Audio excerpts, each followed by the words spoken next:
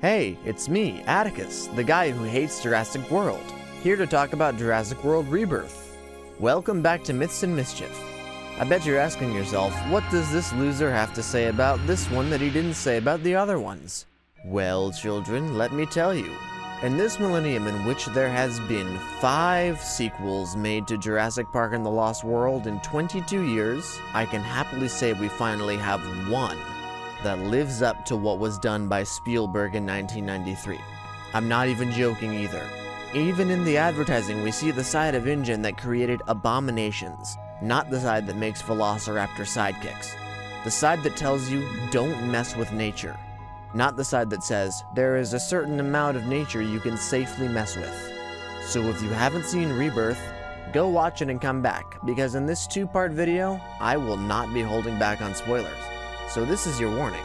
Turn back now if you don't want this movie spoiled for you. Now let's get into it. But before we do, hit that like button and subscribe so you never miss another adventure. Last warning about spoilers. Anything past now is your fault. So, what makes Jurassic World Rebirth so great? For part 1 of this review, I'm going to keep it to my main point and get into the details next time. Like in my other video, it comes down to the morals. A recap of my most recent controversial opinion. Jurassic Park puts forth the idea that humans shouldn't meddle in the affairs of nature and committed a grave error in creating dinosaurs. Jurassic World puts forth the idea that humans are the ultimate saviors of dinosaurs. It is due to this fact that Jurassic World is a direct insult to Jurassic Park. You want more information? Click the card in the corner of the screen now. Anyway, this movie puts that debate to rest immediately by saying that every dinosaur in the modern world is now dead or dying, except in a small band around the equator where humans are expressly forbidden from traveling to. Right away, we are reminded of what happens when humans and dinosaurs intermix. That was a pleasant surprise, but the real surprise comes in the form of Dr. Henry Lumis. The plot of the film revolves around getting blood from the largest dinosaurs to cure heart disease. Great idea, right?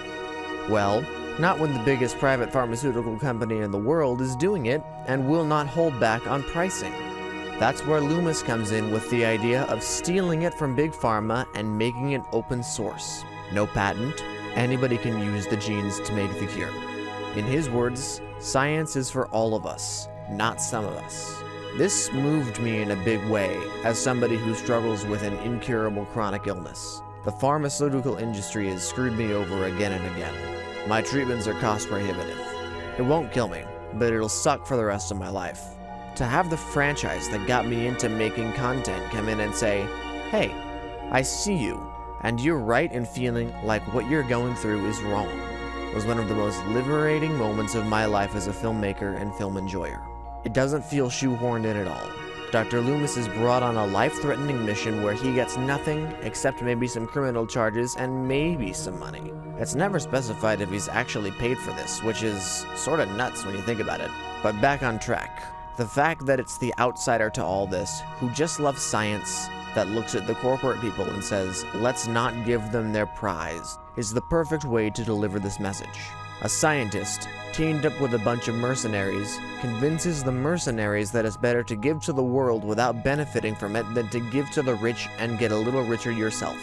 At the end, Lumis even says to Zora, the head mercenary, that she should decide who gets the DNA.